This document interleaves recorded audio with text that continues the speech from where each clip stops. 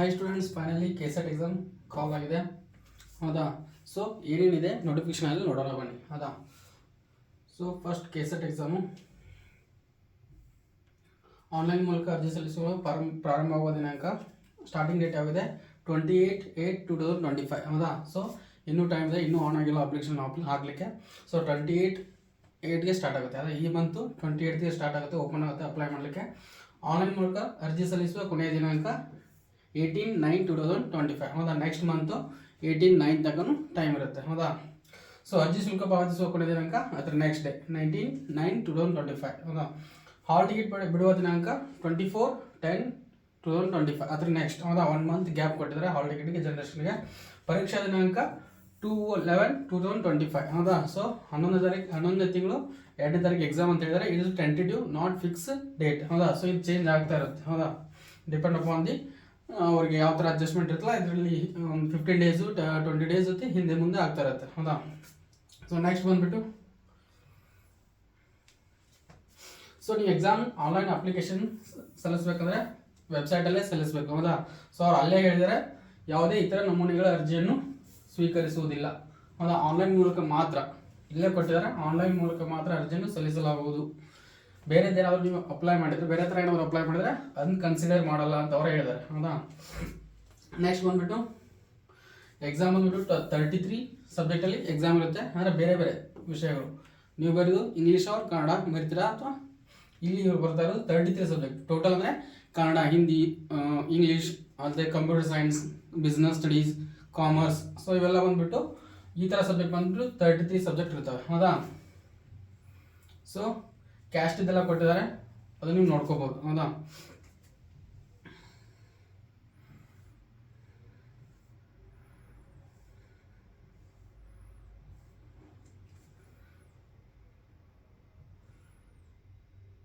So ಇಲ್ಲಿ age limit ಇಲ್ಲ ಅಂತ ಹೇಳಿದ್ದಾರೆ, ಯಾರು ಬೇಕಾದ್ರೂ ಅಪ್ಲೈ ಮಾಡ್ಬೋದು.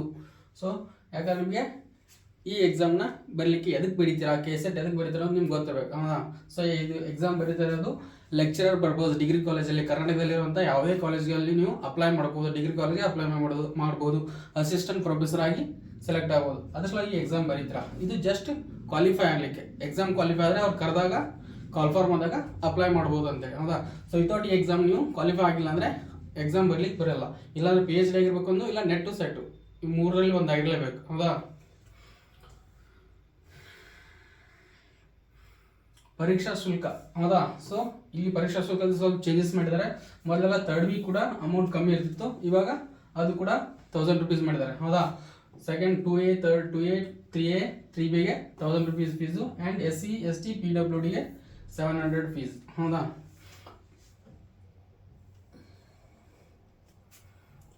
ಸೊ ಎಕ್ಸಾಮಲ್ಲಿ ಯಾವ ಥರ ಇರುತ್ತೆ ಪೇಪರ್. ಹೌದಾ? ಸೊ ಫಸ್ಟ್ ಪೇಪರ್ ಒಂದು 100 ಮಾರ್ಕ್ಸು, 50 ಕ್ವಶನ್ ಇರ್ತವೆ. ಹೌದಾ? ಸೊ 3 hour ಟೈಮ್ ಇರುತ್ತೆ ಟೋಟಲ್. ಅದನ್ನು ಡಿವೈಡ್ ಮಾಡ್ತಾರೆ, 1.5 ಅಂತ ಡಿವೈಡ್ ಮಾಡಿರ್ತಾರೆ. ಬೆಳಗ್ಗೆ 10 to 1 ತನಕ ಎಕ್ಸಾಮ್ ಇರುತ್ತೆ. ಹೌದಾ? ಸೊ ನೆಕ್ಸ್ಟು ಇವನ್ನದು ಸೆಕೆಂಡ್ ಪೇಪರ್ ಬಂದ್ಬಿಟ್ಟು 200 ಮಾರ್ಕ್ಸು, 100 ಕ್ವಶನ್ಸ್ ಇರ್ತವೆ, 200 ಮಾರ್ಕ್ಸ್ ಇರುತ್ತೆ. 1 ಕ್ವಶನ್ ಕ್ಯಾರೀಸ್ 2 ಮಾರ್ಕ್ಸ್, ಇಲ್ಲಿ 1 ಕ್ವಶನ್ ಕ್ಯಾರೀಸ್ 2 ಮಾರ್ಕ್ಸ್. ಸೊ 50 ಕ್ವಶನ್ಗೆ 100 ಮಾರ್ಕ್ಸ್ ಆಯಿತು, ಇಲ್ಲಿ 100 ಕ್ವಶನ್ಗೆ 200 ಮಾರ್ಕ್ಸ್ ಆಯಿತು. ಹೌದಾ?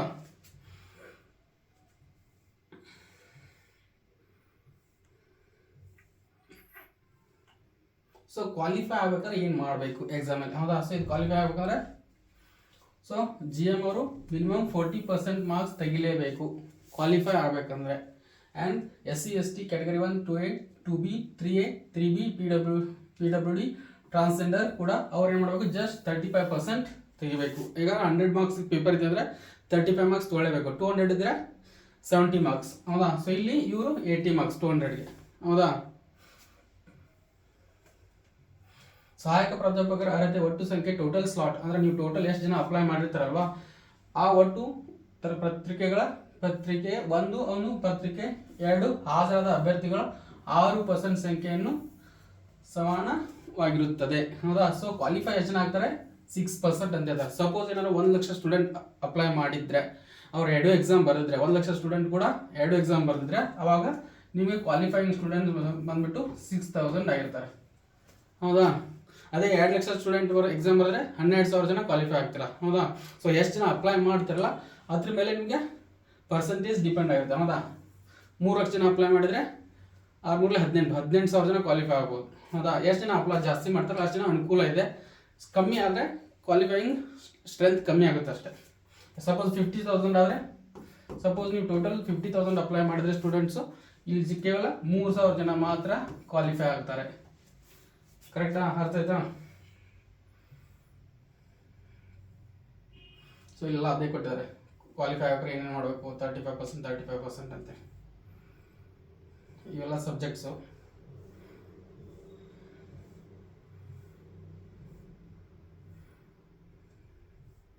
ಸೊ ಎಕ್ಸಾಮ್ ಸೆಂಟರ್ಸ್ ಕೊಟ್ಟಿದ್ದಾರೆ.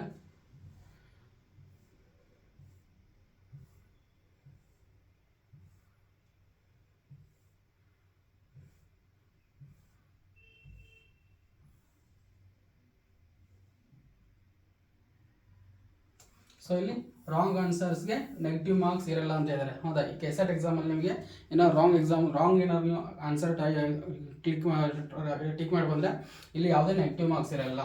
ಇದೊಂದು ಪ್ಲಸ್ ಪಾಯಿಂಟ್ ಇದ್ರಲ್ಲಿ. ಹೌದಾ, ಸೊ ನೀವು CET ಎಕ್ಸಾಮ್ ಬರೆಯೋಕೆ ಹೋಗಿ ಅದಕ್ಕೆಲ್ಲ ನೆಗೆಟಿವ್ ಮಾರ್ಕ್ಸ್ ಇರುತ್ತೆ. ಹೌದಾ, ಯಾವುದೋ ಕಾಂಪಿಟೇಟಿವ್ ಎಕ್ಸಾಮ್ ಬರೆಯೋಕೆ ಹೋಗಿ ಅದಕ್ಕೆಲ್ಲ ನೆಗೆಟಿವ್ ಮಾರ್ಕ್ಸ್ ಇರುತ್ತೆ.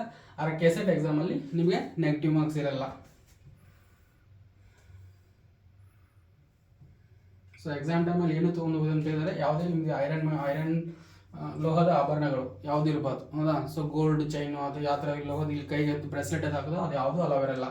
ಮತ್ತು ಎಕ್ಸಾಮ್ ಬರೆಯೋಕೆ ಹೋದಾಗ ಕಂಪಲ್ಸರಿ ನಿಮ್ಮದು ಭಾವಚಿತ್ರವುಳ್ಳ ಯಾವುದೇ ಒಂದು ನಿಮ್ಮ ಫೋಟೋ ಇರುವಂಥ ಗುರುತಿನ ಚೀಟಿ ಯಾವುದಿರಬೇಕು, driving licence, passport, Aadhaar card, PAN card ಯಾವುದ್ರಲ್ಲಿ ಒಂದಾದರೂ ತೊಗೊಂಡ್ರೆ ಸಾಕು. ಪ್ರಿಫರೆನ್ಸು ಒಂದು ಫೋಟೋನ ತೊಗೊಂಡೋಗಿ ಅದ್ರ ಜೊತೆ ಫೋಟೋ ಕೇಳ್ತಾರೆ, ಒಂದೊಂದ್ಸಲ ಕೇಳಲ್ಲ.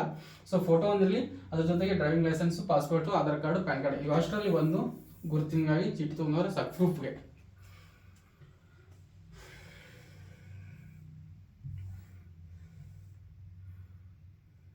ಸೊ ಇಷ್ಟು ಕೆಸೆಟ್ ಎಕ್ಸಾಮ್ದು ಡೀಟೇಲ್ಸ್ ಇರೋದು.